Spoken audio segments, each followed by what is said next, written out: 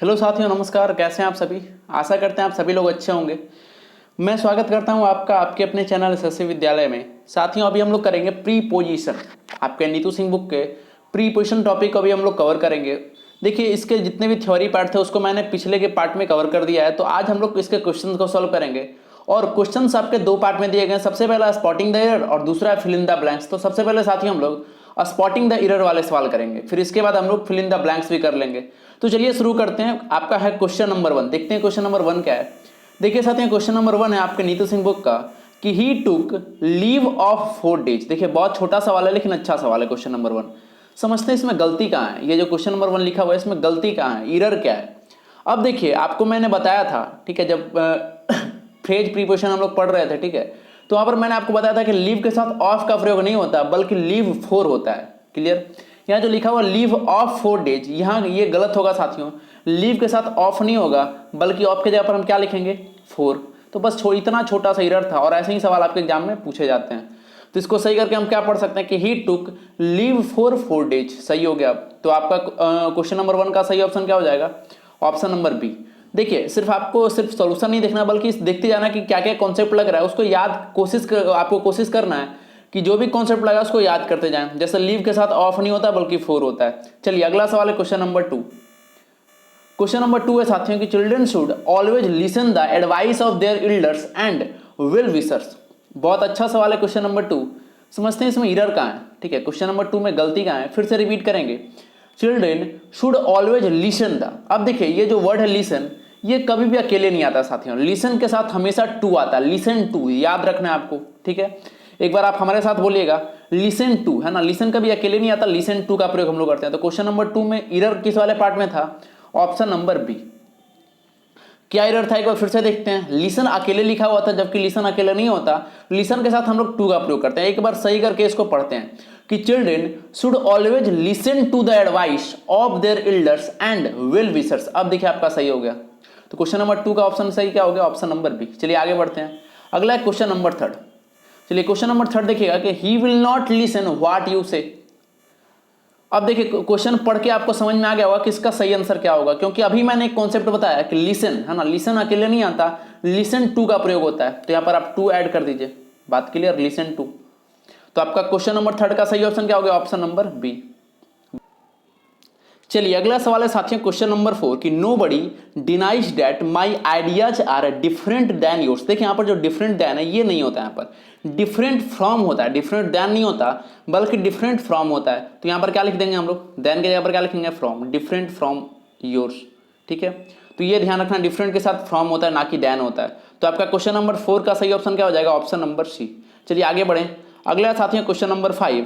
Question number 5 है कि it was I who are responsible of making all the arrangements for the successful completion of his studies। अब देखिए अच्छा सवाल है क्वेश्चन नंबर 5। भले ये बहुत लंबा था लेकिन मैं हमेशा आपसे कहता हूं कि जब भी कोई लंबा सवाल दिखे तो आप खुश हो जाइए। क्यों?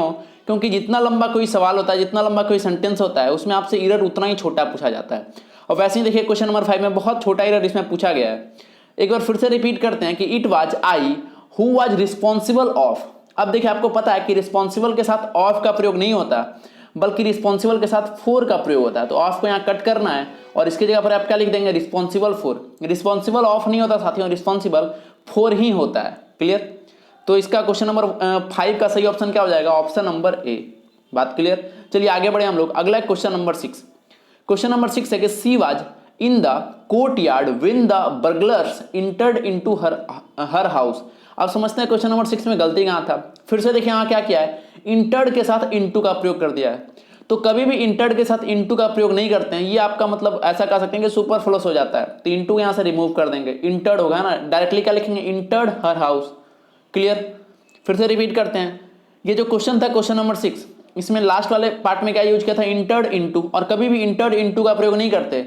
ये आपका वाक्य को मतलब ऐसा कह सकते हैं अनावश्यक बना दे। इनटू जो है वाक्य में अनावश्यक हो जाता है ना, मतलब ऐसा कह सकते हैं कि सुपरफ्लुअस हो जाता है, बेकार हो जाता है, उसका कोई मतलब नहीं बनता। तो वहां से इनटू का आप रिमूव करना होगा, इनटू को हटाना होगा। अब देखिए सही हो गया कि she was in the court yard when the burglars entered her house. तो आपका क्वेश्चन नंबर 6 का सही ऑप्शन क्या हो जाएगा?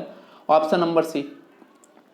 चलिए आगे बढ़ते हैं, अगला साथियों क्वेश्चन नंबर 7। क्वेश्चन नंबर 7 है कि आवर टीचर इम्फेसाइज्ड ऑन, देखिए यहीं पर गलती है, इम्फेसाइज्ड के साथ ऑन का प्रयोग नहीं करते बल्कि इम्फेसाइज्ड के साथ मतलब ऐसा कह सकते हैं कि इम्फेसाइज्ड के साथ कोई भी प्रीपोजिशन का यूज नहीं होता, सिंपल रहता है ना। जैसे इसको सही करके क्या पढ़ेंगे कि our teacher emphasized the use of correct grammar, on को यहां से हटा दीजिए। बात क्लियर? तो आपका क्वेश्चन नंबर 7 का सही ऑप्शन क्या हो जाएगा? Option number B. मैं फिर से कहता हूं कि सिर्फ आप यहाँ आए, आप अगर सॉल्यूशन देख रहे हैं तो सिर्फ सॉल्यूशन देख कर नहीं चले जाएंगे, ठीक है। कोशिश करेंगे कि इसमें जो भी कॉन्सेप्ट लगा उसको याद करते जाएं, तब ये आगे आपको ये आपके लिए बेनिफिशियल साबित होगा। क्लियर? चलिए अगला क्वेश्चन नंबर 8। क्वेश्चन नंबर 8 है कि on the time of the opening ceremony of the theatre a large crowd has assembled. देखिए समझिएगा, अच्छा सवाल है क्वेश्चन नंबर 8। इसमें गलती कहाँ हुआ है? तो देखिए आपका जो क्वेश्चन नंबर 8 था, इसमें शुरुआत में गलती हो गई कि ऑन द टाइम, ठीक है। तो यहां पर ये गलती हो गई क्योंकि एक बार है ना, एक ही साथ यहां पर जो लार्ज क्राउड था वो यहां पर एक ही साथ नहीं हुआ, ऑन द टाइम नहीं होगा बल्कि एट द टाइम होता है, ठीक है। यहां ऑन द, अगर इसको फिर से रीड करेंगे तो यहां आपको पता चलेगा कि ऑन का प्रयोग यहां पर नहीं होगा बल्कि ऑन के जगह पर क्या लिखना पड़ेगा हमें? At the time. अब ये सही हो गया, ठीक है। अब देखिए एक बार फिर से सही करके पढ़ते हैं कि at the time of the opening ceremony of the theatre a large crowd has assembled. अब ये आपका करेक्ट हो गया। तो क्वेश्चन नंबर 8 का सही ऑप्शन क्या हो जाएगा? Option number A. चलिए आगे बढ़े हम लोग, अगला क्वेश्चन नंबर 9। क्वेश्चन नंबर 9 है कि while they were returning from a school a stalker attacked on them with a knife. Question number 9 अच्छा सवाल है, समझिएगा इसमें गलती कहाँ है। तो देखिएगा साथियों क्वेश्चन नंबर 9 में गलती यहाँ था कि अटैक के साथ है ना, अटैक के साथ ऑन का प्रयोग कर दिया गया है, जबकि अटैक के साथ मतलब कोई भी प्रीपोजिशन का यूज नहीं होता, सिंपल रहता अटैक, है ना। तो अटैक्ड ऑन नहीं होगा बल्कि ये अकेले रहेगा।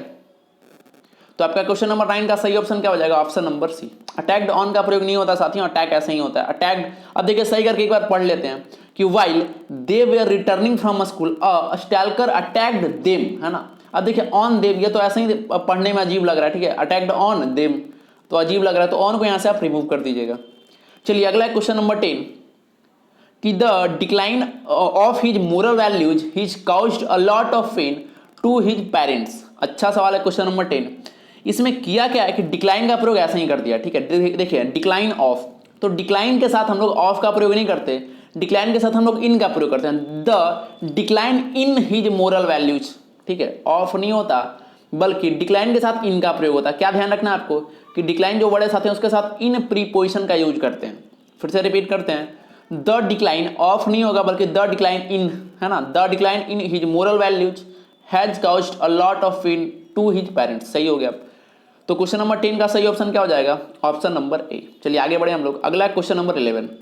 क्वेश्चन नंबर 11 है कि without thinking for a moment he interested me in all the responsibilities. अच्छा सवाल है क्वेश्चन नंबर 11। देखिए यहाँ जो लिखा हुआ है इंटरेस्टेड, इसके साथ हम लोग साथियों मतलब ये अकेले नहीं होता बल्कि इसके साथ हम लोग विद का प्रयोग करते हैं, इंटरेस्टेड विद, है ना। ये जो लिखा हुआ इंटरेस्टेड, इसके साथ किसका प्रयोग हम लोग करेंगे? इसके साथ हम लोग विद का प्रयोग करेंगे, ठीक है। अब ये सही हो गया। एक बार पढ़ते हैं इसको कि without thinking for a moment he interested with me, है ना। अब ये सही हो गया, interested with me in all the responsibilities. बात क्लियर? तो क्वेश्चन नंबर 11 का सही ऑप्शन क्या हो जाएगा? Option number C. चलिए अगला क्वेश्चन नंबर 12 कि Sudha fell in the well and nobody tried to save him. ये रहा क्वेश्चन नंबर 12। समझिएगा इसमें किस वाले पार्ट में चेक करते हैं। देखिए फिर से रिपीट करते हैं, सुधा फेल इन। अब फेल के साथ इन का प्रयोग नहीं करते, मैंने आपको बताया था फेल के साथ इन नहीं होता बल्कि फेल के साथ इनटू का प्रयोग करते हैं, ठीक है। फेल के साथ किसका प्रयोग करते हैं? जब भी कहीं फेल दिखे तो इसके साथ हम लोग इनटू का प्रयोग करते हैं। क्लियर साथियों? इनटू। तो यहाँ जो इन लिखा हुआ है इसमें आप टू भी ऐड कर दीजिए, इनटू। अब ये सही हो गया। तो आपका क्वेश्चन नंबर 12 का सही ऑप्शन क्या हो जाएगा? Option number A. चलिए अगला क्वेश्चन नंबर 13 कि I prefer coffee than tea. देखिए यहीं पर गलती निकल गया आपको। ये जो क्वेश्चन नंबर 13 था, देखिए कभी भी जो ये जो प्रीफर है, ठीक है, प्रीफर, देखिए आई प्रीफर कॉफी यहाँ तो चल गया, लेकिन अगर प्रीफर है तो प्रीफर अपने साथ कौन सा प्रीपोजिशन लेता है? प्रीफर टू होता है ना। प्रीफर के साथ कभी भी देन का प्रयोग नहीं करते। तो यहाँ प्रीफर लिखा है वो तो बिल्कुल करेक्ट है यहाँ पर, लेकिन प्रीफर के साथ यहाँ पर देन का प्रयोग कर दिया गया है, वो गलत है। देन नहीं होगा बल्कि टू का प्रयोग हम लोग करेंगे। अब देखिए सही करके पढ़ते हैं कि I prefer coffee to tea. Clear? तो क्वेश्चन नंबर 13 का सही ऑप्शन क्या हो जाएगा? Option number C. चलिए आगे बढ़ते हैं, अगला क्वेश्चन नंबर 14 कि Suresh is busy in his work for his presentation इसमें गलती कहाँ है? इसमें गलती है साथियों क्वेश्चन नंबर 14 में। ये देखिए बिजी जो होता है ना उसके साथ विद का प्रयोग होता है, बिजी इन नहीं होता। ठीक है, तो यहाँ क्या किया गया था, बिजी के साथ इन का प्रयोग कर दिया गया था। तो इनको आप कट करेंगे और इसके साथ क्या लिख देंगे आप, विद। बिजी के साथ इन नहीं होता, बिजी विद होता है। अब देखिए सही करके पढ़ते हैं कि Suresh is busy with his work for his presentation. तो आपका क्वेश्चन नंबर 14 का सही ऑप्शन क्या हो जाएगा, ऑप्शन नंबर बी। चलिए आगे बढ़ें, अगला क्वेश्चन नंबर 15। क्वेश्चन नंबर 15 है साथियों कि while crossing the road an old man was run out for a बस। देखते हैं क्वेश्चन नंबर 15 का सही ऑप्शन क्या हो जाएगा। देखिए यहां जो लिखा हुआ है साथियों फिर से रिपीट करेंगे कि while crossing the road an old man was run out. देखिए रन आउट नहीं होता बल्कि रन ओवर होता है, दोनों का अलग अलग मीनिंग होता है। रन ओवर मतलब होता है कुचला जाना, यहाँ कुचले जाने के सेंस में है। ठीक है, जब क्रॉस कर रहा था तो बस ने उसे कुचल दिया, तो कुचला जाना का जो अर्थ होता है वो होता है रन ओवर, है ना। रन आउट नहीं होता बल्कि रन ओवर होता है। आउट को कट करिए, यहाँ ओवर लिख दीजिए। बात क्लियर। तो आपका जो क्वेश्चन नंबर 15 था इसका सही ऑप्शन क्या हो जाएगा, ऑप्शन नंबर सी। चलिए अगला साथी है क्वेश्चन नंबर 16 कि amphibians can live in water as well as land. ठीक है, अब देखिए यहाँ पर गलती क्या है साथियों, तो देखिए यहाँ जो लैंड प्रयोग हुआ है, ठीक है, तो यहाँ पर सिर्फ अकेले हम लोग लैंड का प्रयोग नहीं करते बल्कि ऑन लैंड, है ना, लैंड के ऊपर, तो ऑन लैंड का प्रयोग करेंगे। देखिए वाटर के साथ इनका अगर हमने प्रयोग किया तो लैंड के साथ भी ऑन का प्रयोग करना होगा। देखिए वाटर में तो लैंड के ऊपर ऑन लैंड, बात क्लियर। तो लैंड के पहले क्या यूज करेंगे हम लोग, ऑन। फिर से रिपीट करेंगे, देखिए यहाँ पर एम्फीबियंस के बारे में बात हो रही थी कि वो पानी में भी रहते हैं और लैंड मतलब जमीन पर भी रहते हैं। तो देखिए पानी में रहते हैं, ऐसे ही आप निकाल सकते हैं कि पानी में तो इन वाटर, ठीक है, लेकिन जमीन पर, है ना, जमीन के ऊपर तो ऑन लैंड होगा ना। अकेले सिर्फ लैंड का प्रयोग हम लोग यहाँ नहीं कर सकते, तो इसलिए यहाँ पर जो अकेले लैंड लिखा हुआ था उसके पहले हमें ऑन लिखना होगा। अब ये करेक्ट हो गया कि amphibians can live in water as well as on land. बात क्लियर। तो आपका जो क्वेश्चन नंबर 16 था इसका सही ऑप्शन क्या हो जाएगा, ऑप्शन नंबर सी। चलिए आगे बढ़े हम लोग। अगला साथी है क्वेश्चन नंबर 17 कि my mother is fond of cooking different types of dishes. अच्छा सवाल है क्वेश्चन नंबर 17। देखिए फॉन्ड के साथ ऑफ का प्रयोग नहीं होता, ये जो OFF है ना इसका प्रयोग नहीं होता बल्कि OF का प्रयोग होता है। ठीक है, देखिए ये जो फॉन्ड है, फॉन्ड के साथ ये नहीं होता बल्कि ये वाला होता है, इसको हम लोग काटेंगे, ये आपका नहीं होता बल्कि ये होता है। फॉन्ड ऑफ नहीं होता, फॉन्ड ऑफ होता है। तो ये जो ऑफ लिखा हुआ था इसको कट करिए और इसके जगह पर क्या लिख देंगे, ये वाला फॉन्ड ऑफ। अब ये आपका करेक्ट हो गया, my mother fond of cooking different types of dishes. Correct, clear. तो आपका जो क्वेश्चन नंबर 17 था इसका सही ऑप्शन क्या हो जाएगा, ऑप्शन नंबर ए। चलिए आगे बढ़े हम लोग। अगला साथी है क्वेश्चन नंबर 18। क्वेश्चन नंबर 18 है कि our teacher can not control on the students. छोटा सवाल लिखना, अच्छा सवाल। गलती कहाँ है, गलती है साथी है कंट्रोल। अब देखिए आपको ध्यान ये रखना है कि अगर कंट्रोल वर्ब है तो उसके साथ कभी भी ऑन का प्रयोग नहीं होता। देखिए यहाँ कंट्रोल वर्ब ही तो है तो इसके साथ ऑन का प्रयोग हम लोग नहीं करेंगे। ध्यान आपको क्या रखना है, आपने क्वेश्चन नंबर 18 से क्या सीखा कि अगर कभी भी कंट्रोल का यूज वर्ब के जैसा हो तो उसके साथ हम लोग ऑन का प्रयोग नहीं करते। ठीक है, अब देखिए our teacher can not control, यहाँ वर्ब के रूप में था तो उसके साथ हम लोग ऑन का प्रयोग नहीं करेंगे। तो आपका क्वेश्चन नंबर 18 का सही ऑप्शन क्या हो जाएगा, ऑप्शन नंबर सी। चलिए अगला सवाल है, अगला सवाल है साथियों क्वेश्चन नंबर 19। क्वेश्चन नंबर 19 है कि the lawyer has been waiting for the prisoner since 2 hours। अब गलती इसमें क्या है, क्वेश्चन नंबर 19 में समझते हैं। देखिए यहाँ पर सिंस लिखा हुआ है, सिंस 2 hours, ये फिक्स टाइम है क्या? सिंस का प्रयोग हमने यहाँ किया तो आपको चेक ये करना होगा कि ये फिक्स टाइम है क्या, नहीं है। अगर ये मतलब फिक्स टाइम नहीं है बल्कि टाइम पीरियड है तो यहाँ सिंस का प्रयोग क्यों होगा, है ना। ये तो मतलब ये हर एक व्यक्ति को रूल, हर एक विद्यार्थी को रूल ये पता है बहुत अच्छे तरीके से, आप बचपन से पढ़ते आ रहे हैं सिंस और फॉर का यूज। तो यहाँ सिंस का प्रयोग नहीं करेंगे बल्कि फॉर का यूज करेंगे, फॉर 2 hours। ठीक है, फिर से रिपीट करते हैं, the lawyer has been waiting for the prisoner for 2 hours। तो आपका क्वेश्चन नंबर 19 जो था इसका सही ऑप्शन क्या हो जाएगा, ऑप्शन नंबर सी। क्लियर। चलिए अगला सवाल है क्वेश्चन नंबर 20। क्वेश्चन नंबर 20 है कि mister Bacon has great affection to his family. गलती कहाँ है, तो देखिए ये जो अफेक्शन है इसके साथ टू नहीं होता बल्कि फॉर का प्रयोग होता है। ठीक है, great affection for his family होगा, टू हिज फैमिली नहीं होगा।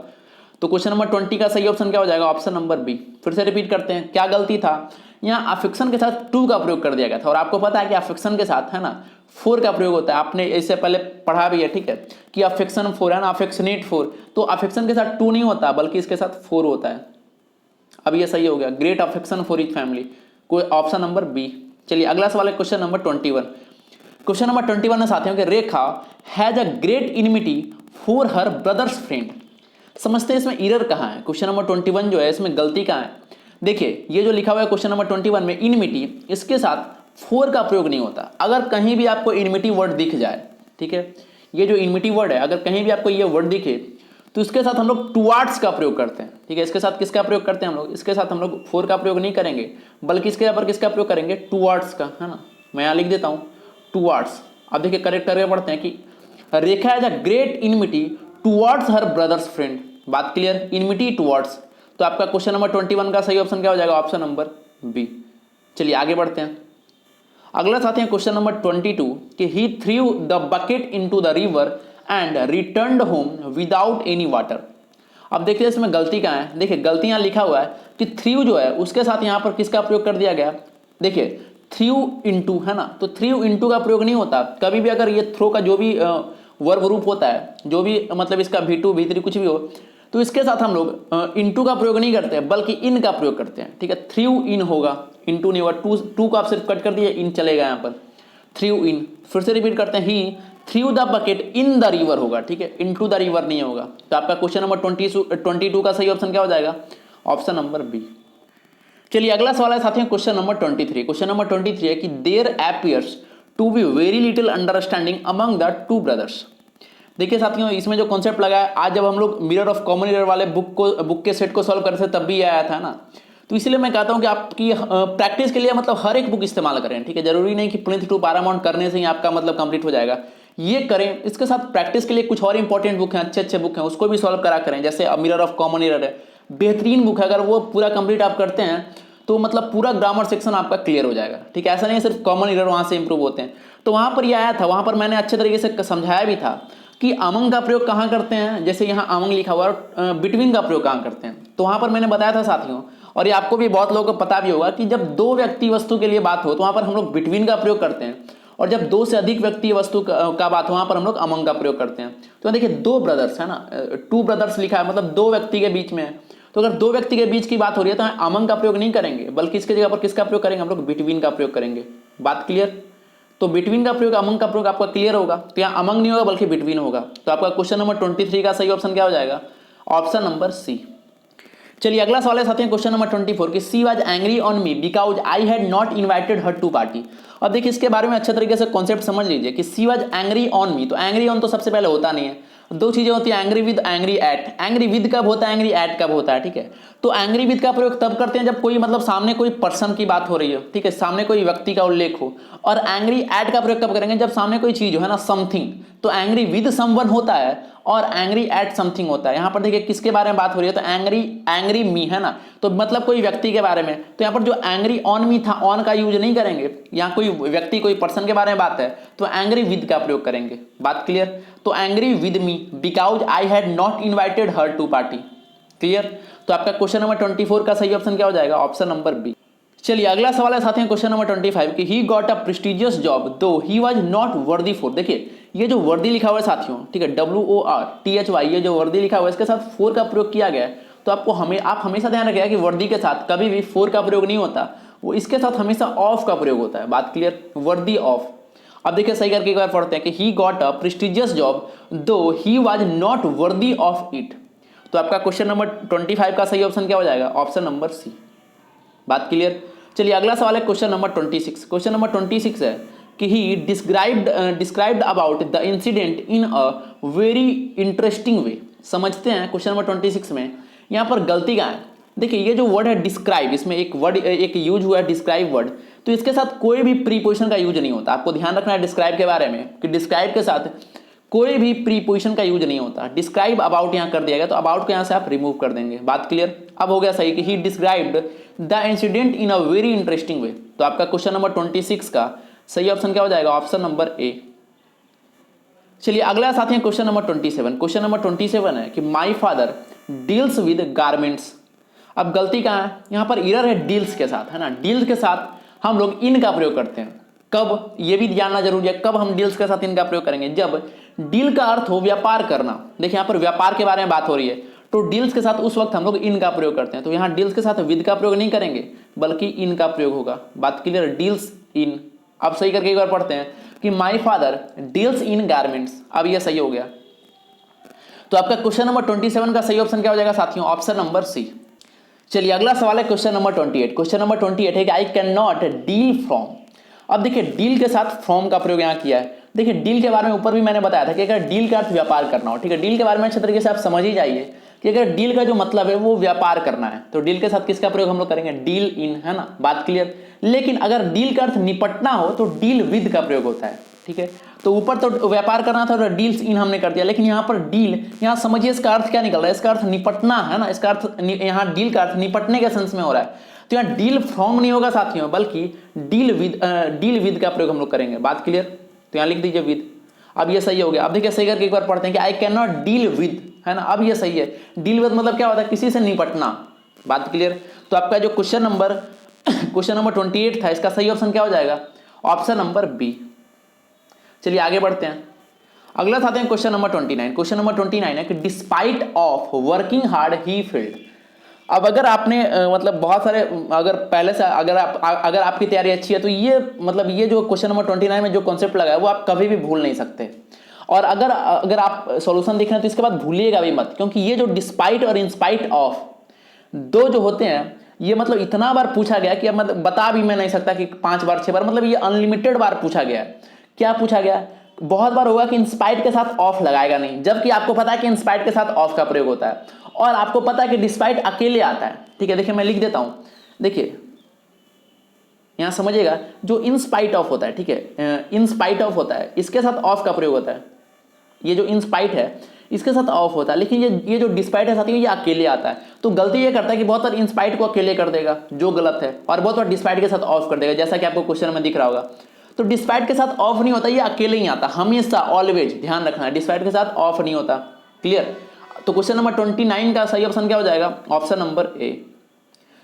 चलिए अगला सवाल है क्वेश्चन नंबर 30 कि Ashok married with Rekha last month. गलती कहां है यहाँ पर, यहाँ गलती है मैरिड विद। मैरिड विद का प्रयोग यहां पर नहीं करेंगे। अब समझते हैं देखिए इसके बारे में। तो ये जो क्वेश्चन नंबर 30 था, क्वेश्चन नंबर 30 था साथ, यहां पर जो मैरिड विद था यहां पर ये गलत इसलिए होगा क्योंकि जब भी मैरिड के बारे में बात हो, ठीक है, जब भी मैरिड के बारे में बात हो तो वो हमेशा एक दूसरे से ही किया जाता है, खुद से तो ऐसा होता नहीं है ना, शादी खुद से तो किया नहीं जाता। तो ये वाक्य जो अगर मैरिड के साथ हम लोग विद का प्रयोग करते हैं तो ये वाक्य को सुपरफ्लुअस कर देता है, मतलब ये जो विद है ये बेकार है, यहाँ इसका कोई यूज है ही नहीं। तो आपको क्या करना है, आपको यहाँ से विद को हटा देना है। अब ये सही हो गया कि अशोक मैरिड रेखा लास्ट मंथ, ठीक है, तो विद को यहाँ से आपने हटा दिया। तो आपका क्वेश्चन नंबर 30 का सही ऑप्शन क्या हो जाएगा, ऑप्शन नंबर बी, बात क्लियर। चलिए अगला सवाल है साथियों क्वेश्चन नंबर 31 कि the earth's atmosphere comprises of 3 layers, ठीक है, ये रहा क्वेश्चन नंबर 31। इसमें गलती कहां था, इसमें गलती है साथियों ये जो कंप्राइज लिखा हुआ है, ठीक है, कंप्राइज के साथ ऑफ का प्रयोग नहीं होता। कब, ये भी ध्यान रखना है कि अगर एक्टिव वॉइस में हो तो, ठीक है, फिर से रिपीट करेंगे, ये जो लिखा हुआ था इसमें कंप्राइज, ठीक है, जैसे कंप्राइजेज ऑफ लिखा हुआ था, तो अगर ये एक्टिव वॉइस में हो, ठीक है, ये आपका एक्टिव वॉइस में आपको दिख भी रहा होगा, तो अगर ये एक्टिव वॉइस में हो तो इसके साथ ऑफ प्रीपोजिशन का यूज हम लोग नहीं करते। तो ये तो एक्टिव वॉइस में, तो इसके साथ ऑफ का यूज हम लोग नहीं करेंगे। तो आपका क्वेश्चन नंबर 31 का सही ऑप्शन क्या हो जाएगा, ऑप्शन नंबर बी। आइए एक बार करेक्ट करके इसको पढ़ते हैं कि the earth atmosphere comprises 3 layers. अभी आपका सही है। चलिए अगला सवाल है साथियों क्वेश्चन नंबर 32। क्वेश्चन नंबर 32 है कि the court held the local MLA responsible for the loss और damage to any public property. गलती कहाँ है, देखिए गलती है साथियों, सबसे पहले चेक करिए, ठीक है, आपको पता थोड़े होगा डायरेक्ट, है ना, चेक करिए साइड से। अब देखिए रिस्पॉन्सिबल फॉर, तो आपको पता है रिस्पॉन्सिबल के साथ फॉर का प्रयोग होता है, यहाँ तो सही हो गया, लेकिन लॉस अकेले आ गया। देखिए लॉस ऑफ का प्रयोग हम लोग करते हैं, बात क्लियर। तो यहाँ क्या करेंगे, लॉस अकेले है तो लॉस ऑफ होगा, जैसे डैमेज के साथ टू का प्रयोग किया गया है वैसे ही लॉस ऑफ होता है। तो यहाँ लॉस के तुरंत बाद आपको क्या लिखना होगा, लॉस ऑफ। तो आपका क्वेश्चन नंबर जो 32 था इसका सही ऑप्शन क्या हो जाएगा, ऑप्शन नंबर सी। तो ये क्लियर हो गया, लॉस ऑफ ही प्रयोग हम लोग करेंगे। तो साथियों ये आपके मतलब क्वेश्चन नंबर 1 to 32 हमने इस पार्ट में बहुत अच्छे तरीके से कवर किया। तो ये सेशन को हम लोग यहीं पर स्टॉप करते हैं और अगले पार्ट में हम लोग क्वेश्चन नंबर 33 से शुरू करेंगे और जितने सवाल आपके मतलब इरर्स वाले पार्ट में है, ठीक है, उन सारे सवालों को अगले पार्ट में करेंगे। उसके बाद आपके फिलर्स भी हैं, ठीक है, फिल इन द ब्लैंक्स भी हैं, उसको भी हम लोग सॉल्व करेंगे। तो मिलते हैं फिर अगले पार्ट में, तब तक अपना ख्याल रखें। बहुत बहुत धन्यवाद आपका, थैंक यू, जय हिंद।